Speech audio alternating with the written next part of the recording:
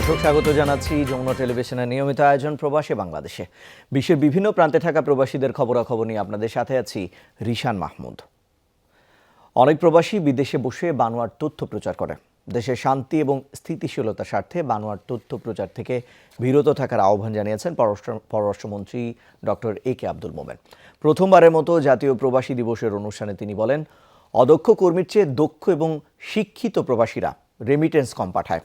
প্রবাসী কল্যাণমন্ত্রী বলেন, রেমিটেন্স বৃদ্ধির উদ্যোগ নিতে হবে অর্থ মন্ত্রণালয়কেই। দেশে প্রথমবারের মতো পালিত হলো জাতীয় প্রবাসী দিবস। এ উপলক্ষে আয়োজিত অনুষ্ঠানে প্রবাসীদের অবদানের কথা তুলে ধরেন বক্তারা। শুধু দিবস পালনের মধ্যে সীমাবদ্ধ না থেকে তাদের কল্যাণে উদ্যোগ নেওয়ার কথাও বলেন তারা। আমরা বাংলাদেশের ইকোনমিক ডেভেলপমেন্টে আমাদের অবদান আপনারা সবাই জানেন। আমাদের কথা বলার জন্য সংসদে আমাদের কোনো প্রতিনিধি নাই। আয়রার নেতৃত্বে এই 1.5 কোটি লোক বিদেশে গিয়েছে, কর্মসংস্থান ব্যবস্থা হয়েছে, বেকারত্ব দূর হয়েছে। তাদেরকে কিন্তু এই মন্ত্রণালয় থেকে মর্যাদা দেওয়া হয় নাই, এটা অত্যন্ত দুঃখের বিষয়। অনুষ্ঠানে প্রবাসী কল্যাণমন্ত্রী বলেন, এবছর বিদেশে গেছে রেকর্ড সংখ্যক কর্মী, তবে এদের প্রায় সবাই অদক্ষ। এখান থেকে সরে এসে দক্ষ কর্মী পাঠানোর দিকে মনোযোগ দিতে হবে। মানুষ পাঠানোর দায়িত্ব হলো এই মন্ত্রণালয়ের, আর রেমিটেন্স আনার দায়িত্ব হলো হয়তো ফাইন্যান্স মিনিস্ট্রি নাহলে বাংলাদেশ ব্যাংকের। আমরা আমাদের কাজ করছি, ওনারা ওদের কাজ করলে ইনশাআল্লাহ রেমিটেন্সটা অটোমেটিক্যালি বেড়ে যাবে। পররাষ্ট্রমন্ত্রী বলেন, সময় মতো পাসপোর্ট, জাতীয় পরিচয়পত্র না পাওয়ার জন্য দূতাবাসকে দায়ী করা হয়, এমনকি চাকরি না পেলেও। অথচ এর কোনোটারই দায়ী পররাষ্ট্র মন্ত্রণালয়ের নয়। অনেকে গিয়ে চাকরি পায় না, 35% নাকি লোক ফিরে এসেছে চাকরির অভাবে। পররাষ্ট্র মন্ত্রণালয় চাকরি জোগাড় করে না। বিএমএড যখন কার্ড ইস্যু করেন তখন তারা, আগে নিয়ম ছিল তারা তখন পররাষ্ট্র মন্ত্রণালয়কে চিঠি দিতেন, সম্প্রতিকালে পররাষ্ট্র মন্ত্রণালয় খবরই দেন না। অনেক প্রবাসী বিদেশে বসে বানোয়াট তথ্য প্রচারের সমালোচনা করেন মন্ত্রী। প্রবাসীরা অনেক রকম বিরকম বানোয়াট তথ্য বিভিন্ন দেশে প্রচার করে। ইনশাআল্লাহ আগামীতে আমাদের প্রবাসীরা সেইগুলোর থেকে নিবৃত্ত হয়ে দেশের ভালো ভালো কাজকর্ম হচ্ছে সেই তথ্যগুলো প্রকাশ করবেন। বিশেষ অবদান রাখাই এবার 69 প্রবাসীকে সিআইপি অ্যাওয়ার্ড দেওয়া হয়েছে। এছাড়া প্রবাসী কর্মীর সন্তানদের হাতে শিক্ষাবৃত্তিও তুলে দেওয়া হয়। আলমগীর হোসেন, যমুনা নিউজ, ঢাকা। বাংলাদেশ সহ বিশ্বের বিভিন্ন দেশে প্রথমবারের মতো পালিত হলো জাতীয় প্রবাসী দিবস। দেশের অর্থনীতিতে ব্যাপক ভূমিকা রাখা প্রবাসীদের অর্জনকে স্বীকৃতি দিতে এই দিবস পালনের উদ্যোগ নিয়েছে সরকার। দিবস পালনের পাশাপাশি প্রবাসীদের স্বার্থ রক্ষায় কতটা উদ্যোগ নেওয়া হয়েছে, কেমন আছেন বিভিন্ন দেশে বসবাসরত বাংলাদেশিরা, সরকারের কাছে তাদের প্রত্যাশায় বাকি, এমন অনেক প্রশ্নের উত্তর খোঁজার চেষ্টা করেছেন আমাদের সহকর্মী প্রবাসীরা। জন্মভূমি আপনজন ছেড়ে দূরদেশে দিনরাত ঘাম ঝরিয়ে বৈদেশিক মুদ্রা আয় করছেন প্রবাসী বাংলাদেশিরা। রেমিটেন্সের মাধ্যমে মজবুত করছেন রিজার্ভ ও দেশের অর্থনীতি। বিশ্বের বিভিন্ন দেশে কোটির বেশি বাংলাদেশির পদচারণা রয়েছে। রেমিটেন্স যোদ্ধা হিসেবে পরিচিত এই প্রবাসীদের জন্য এবারই প্রথম পালিত হলো প্রবাসী দিবস। বিভিন্ন দেশে বসবাসরত বাংলাদেশিরা এই উদ্যোগকে স্বাগত জানিয়ে সরকারি সেবা পেতে প্রবাসীদের ভোগান্তি দূর করার আহ্বান জানান। প্রবাসীরা এই দিবসের মাধ্যমে সরকারের বিভিন্ন গৃহীত কর্মসূচি জানবে। বর্তমানে আমাদের এয়ারপোর্টের মধ্যে সাধারণ প্রবাসীদেরকে যেভাবে হয়রানি করা হয়, সেই হয়রানি বন্ধে সরকারকে উদ্যোগ নিতে হবে। আমরা তো অবহেলিত।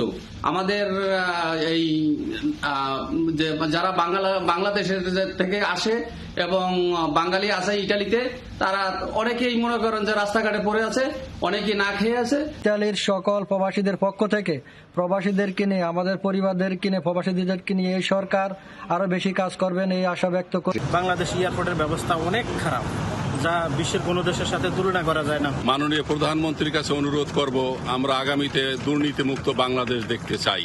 জাতীয় পরিচয়পত্র ও পাসপোর্ট সেবা আরও সহজ করার দাবি তাদের দীর্ঘদিনের। আমরা আমাদের জন্ম নিবন্ধন এবং পাসপোর্ট জটিলতা বিষয়াদি যেন আমরা ভালোভাবে করতে পারি, যেন আমরা বাংলাদেশে কোনো হয়রানির শিকার না হই। আমি বাংলাদেশ গভর্নমেন্টের কাছে আবেদন করব, আমাদের প্রবাসীর যে সমস্যাগুলো, যেমন আমাদের পাসপোর্টের সমস্যা, বয়সের কিছু সমস্যা আছে, এগুলো সমাধান করার জন্য।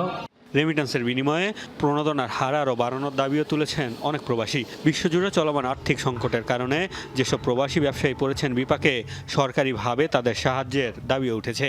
আমরা চাই বাংলাদেশ সরকার সমস্ত রেমিটেন্স যোদ্ধা যারা বাংলাদেশে কন্ট্রিবিউট করতেছেন, বাংলাদেশে যারা টাকা পাঠাচ্ছেন বৈধভাবে, বৈধ চ্যানেলে, হুন্ডিতে না, তারা যেন সেই সুবিধাটা যেন পায়। অ্যাটলিস্ট 5% প্রণোদনা যেন সরকারের তরফ থেকে এই প্রবাসীদেরকে দেওয়া হয়। আমরা সাউথ আফ্রিকায় রয়েছি, এরকম পরিস্থিতি কখনো দেখি না। ব্যবসা বাণিজ্য যেভাবে খারাপ অবস্থা যাইতেছে, বিগত 15-20 বছর যাবৎ ধরে দক্ষিণ আফ্রিকায় বাংলাদেশিরা বসবাস করে আসছে। সময়ের ধারায় এখন তাদের ব্যবসা বাণিজ্য বা ক্রমাগত প্রবাস জীবনের সাফল্যের ধারা আগের মতো অব্যাহত আছে কিনা সেটা সময় বলে দিবে। প্রবাসীরা বলছেন এসব সমস্যা সমাধানে যথাযথ উদ্যোগ নেওয়া হলেই সার্থক হবে দিবস পালনের উদ্দেশ্য। মোস্তফা মাহমুদ, যমুনা নিউজ। দর্শক, প্রবাসী দিবসে প্রবাসীদের ভাবনার বিস্তারিত জানবো।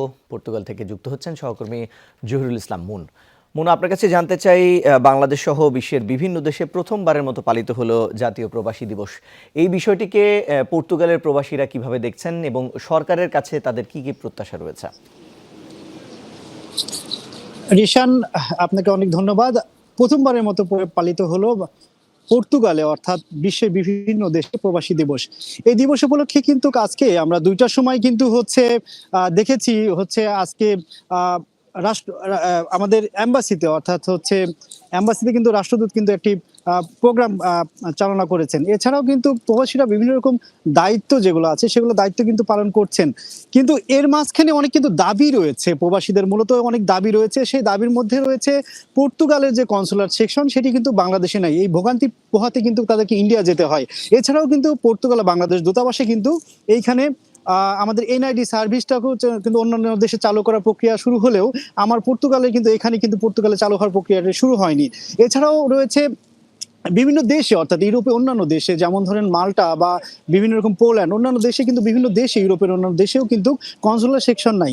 যেগুলো দেশে নাই সেগুলো দেশে কিন্তু কনসুলার সেকশন, অর্থাৎ বাংলাদেশিদের এম্বাসি কিন্তু নাই, সে দেশে চালু করার জন্য কিন্তু তারা দাবি তুলছেন। এছাড়াও যেই দেশের বাংলাদেশে কনসুলার সেকশন নাই, অর্থাৎ ভিসা প্রক্রিয়াটি বাংলাদেশ থেকে সম্পূর্ণ করতে পারেন না, সেই দেশের কিন্তু ভিসা প্রক্রিয়ার জন্য বাংলাদেশ থেকে, বিশেষ করে রোমানিয়া, অন্যান্য দেশ থেকেও যারা মাল্টা এবং সার্বিয়া, বিভিন্ন দেশ রয়েছে, সেগুলো দেশে কিন্তু ভিসা প্রক্রিয়া বাংলাদেশ থেকে সম্পূর্ণ করতে পারেন না। তো তাদের দাবি কূটনৈতিক প্রচেষ্টার মাধ্যমে যেন সেগুলো সেখানে চালু করতে পারে। আরেকটি কথা বলবো, লিসবন থেকে কিন্তু বাংলাদেশের ফ্লাইট যেগুলো, সেগুলো কিন্তু দিন দিন কমে যাচ্ছে বলা যায়। কাতার এয়ারলাইন্সের ফ্লাইট কিন্তু লিসবন থেকে নাই, এবং অন্যান্য এয়ারলাইন্স যেমন টার্কি এয়ারলাইন্স এবং ইমিরেটস এয়ারলাইন্সে থাকলেও কিন্তু ইতিহাদ এয়ারলাইন্স কিছুদিন আগে শুরু হলেও কিন্তু এটি আবারও বন্ধ করে দেওয়া হয়েছে। তো এয়ারলাইন সার্ভিস বৃদ্ধি এবং বাংলাদেশে বিভিন্ন রকম কনসুলেট সেকশন চালু করা, যেন ফ্যামিলি নিয়ে আসা সহ ভিসা সকল কাজ বাংলাদেশ থেকে সমাপ্ত করা, এবং পুনরায় এবং এম্বাসিকে নতুন করে ঢেলে সাজিয়ে যেন সুন্দরভাবে করতে পারে। এম্বাসি অনেক সুন্দর কাজ করছে, যেন আরো একটু সুন্দরভাবে যেগুলো সার্ভিস অন্যান্য দেশে দেওয়া হয়, আমাদের দেশেও যেন দেওয়া হয়, এই আশাবাদ ব্যক্ত করছেন পর্তুগালের প্রবাসীরা। ঈশান, আপনাকে ধন্যবাদ। দর্শক, পর্তুগাল থেকে প্রবাসী দিবসের বিস্তারিত জানাচ্ছিলেন। যেমনটি মুন বলছিলেন যে প্রবাসীরা এয়ারলাইন সার্ভিস এবং এম্বাসি সার্ভিস, এই সার্ভিসগুলো আসলে প্রবাসীরা প্রত্যাশা রয়েছে এই সার্ভিসগুলোকে আরও যুক্ত করার জন্য। এই পর্যায়ে আমরা আরেকটু জানতে চাই, এই পর্যায়ে আমরা একটু ওমানে যেতে চাই। সেখান থেকে আমাদের সঙ্গে যুক্ত হচ্ছেন সহকর্মী রফিকুল্লাহ। রফিকের কাছে জানতে চাই, রফিক আপনার কাছে জানতে চাই, মুন যেমনটি বলছিল আপনার কাছেও জানতে চাই, প্রবাসী দিবস উপলক্ষে ওমানের প্রবাসীরা আসলে এই দিবসটি সম্পর্কে কি বলছেন এবং এই সরকারের আমলে কতটুকু এই প্রত্যাশা আসলে পূরণ করতে পেরেছে? নিশান, আপনি যেভাবে বলেছেন, এই যে পর্তুগালের মধ্যে কনসুলেট সার্ভিস থেকে শুরু করে বিমানের যে কয়েকটা হয়রানির কথা বলা হয়েছে, অনুরূপভাবে আজকে যখন বাংলাদেশ দূতাবাসের উদ্যোগে দিবসটা পালিত হলো, তখন প্রবাসীদের একটা দাবি ছিল। কয়েকটা দাবির মধ্যে একটা হচ্ছে, যেমন আরব আমিরাতের মধ্যে একটা কনসুলেট সেবা আছে, আর একটা হচ্ছে দূতাবাস আছে, কিন্তু মানে এত বড় আরব আমিরাতের প্রায় 10 গুণের সমান হবে, তারপরেও কিন্তু একটা দূতাবাস সেবার মাধ্যমে আর লক্ষাধিক প্রবাসীর সেবা দিতে রীতিমতো হিমশিম খেতে হচ্ছে। তারা কনসুলেট সেবা আরো বৃদ্ধির জন্য আবেদন করেছে। আমি আরো সাথে সাথে জানতে চাইবো, এই যে বিমানবন্দর যে হয়রানিগুলো হয়, এগুলো থেকে প্রবাসীরা উত্তরণ চেয়েছেন। আমি এখানে কয়েকজন প্রবাসী আছে, আমি একটু প্রবাসী ভাইদের কাছে জানতে চাইবো তাদের কি দাবি ধাওয়া আছে আজকে। আপনার কাছে জানতে চাইবো, এই যে আপনারা আজকে যে বর্তমান সরকার যে উদ্যোগটা নিল, আজকে প্রবাসী দিবস পালন করলো, এটা কেমন দেখলেন আপনি? ধন্যবাদ জনপ্রিয় যমুনা নিউজকে। আমি উদ্বুদ্ধ হয়ে তৃপ্তকণ্ঠে বলতে চাই, এই সরকারের এই যে সুদর্শন যে সিদ্ধান্তগুলো নিয়েছে খুবই প্রশংসনীয়। আমাদের আজকে ডিসেম্বর মাসে বিজয়ের দিনে আমাদের মাননীয় প্রধানমন্ত্রী প্রবাসীদের জন্য একটা এই মর্যাদা দিয়েছে। প্রবাসী দিবস পালন করা হবে ডিসেম্বর মাসের 30 তারিখে।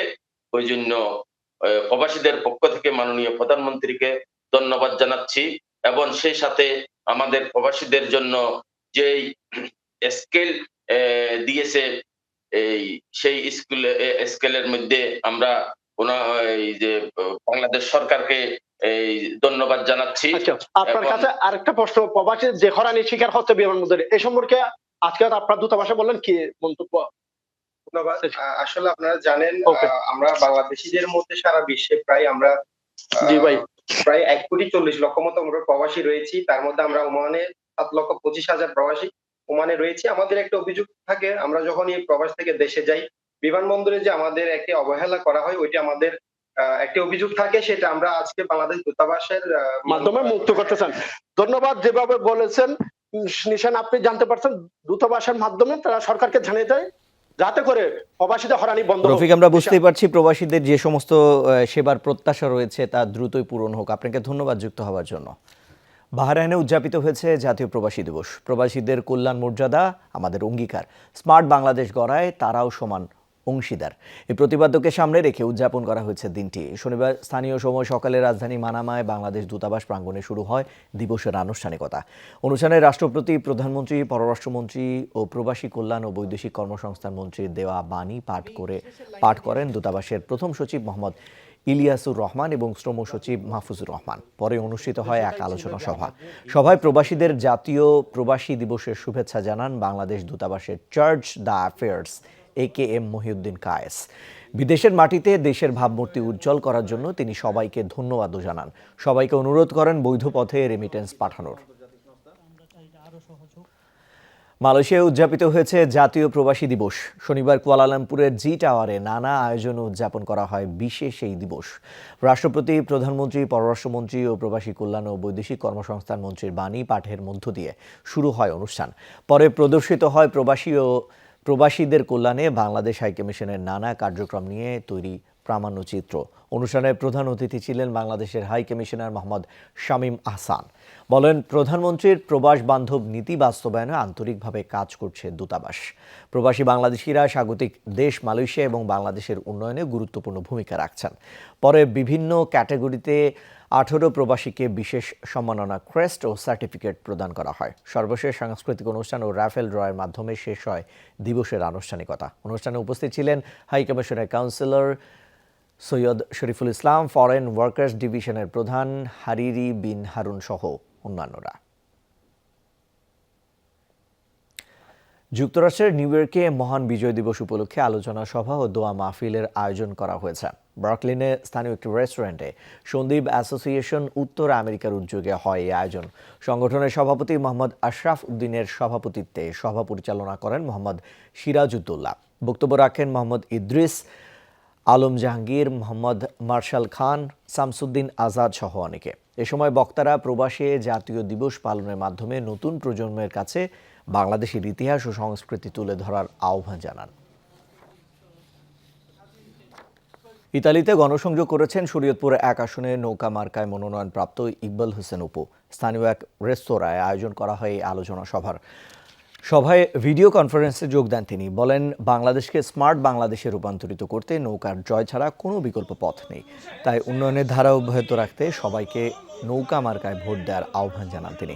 পরে শরীয়তপুর 1 আসনে ইকবাল হোসেন অপুর জয় চেয়ে করা হয় মোনাজাত। অনুষ্ঠানটি যৌথভাবে পরিচালনা করে ইতালির জেনেভা শাখা আওয়ামী যুবলীগ নেতা ইমরান হোসেন ব্যাপারী ও জাহাঙ্গীর তালুকদার। এতে আরও উপস্থিত ছিলেন মাহবুব তালুকদার, সালাম ব্যাপারী, অ্যাডভোকেট আলমগীর মুন্সি, বাচ্চু ব্যাপারী সহ অন্যান্যরা। কানাডায় গণমাধ্যম কর্মী মুহিবুল আহসানের মৃত্যুতে অনুষ্ঠিত হয়েছে নাগরিক শোক সভা। মন্ট্রিয়লে স্থানীয় একটি রেস্তোরাঁয় অনুষ্ঠিত হয় এই সভা। মন্ট্রিয়ল প্রবাসী সাংবাদিক মুহিবুল আহসান দীর্ঘদিন যাবৎ মন্ট্রিয়লে বসবাস করছিলেন। মন্ট্রিয়াল থেকে প্রকাশিত অনুধা লুপ্ত পত্রিকা সুবর্ণ স্বদেশের সম্পাদক ছিলেন তিনি। সম্প্রতি বাংলাদেশে ভ্রমণকালে অসুস্থ হয়ে পড়েন তিনি। পরে দেশেই মৃত্যু হয় তার। শোকসভায় সঞ্চালনা করেন নাসিম সরকার। এ সময় তার আকস্মিক মৃত্যুতে শোকাহত মন্ট্রিয়াল প্রবাসী বাংলাদেশিরা। এ সময় উপস্থিত ছিলেন কাজী আলম বাবু, তাজুল মোহাম্মদ, গোলাম মুহিবুর রহমান, মুন্সি বশির, দিদার ভূঁইয়া সহ অন্যান্যরা। নবজাতকের ওজন 7 কেজি। অবিশ্বাস্য মনে হলেও এমনই এক বিশাল আকার শিশুর জন্ম হয়েছে লাতিন দেশ চিলিতে, যে কিনা এখনো পর্যন্ত দেশটির সবচেয়ে বেশি ওজনের নবজাতক। অতিরিক্ত ওজনের কারণে কিছুটা শারীরিক জটিলতা রয়েছে শিশুটি। রাখা হয়েছে সার্বক্ষণিক এনসিইউ পর্যবেক্ষণে।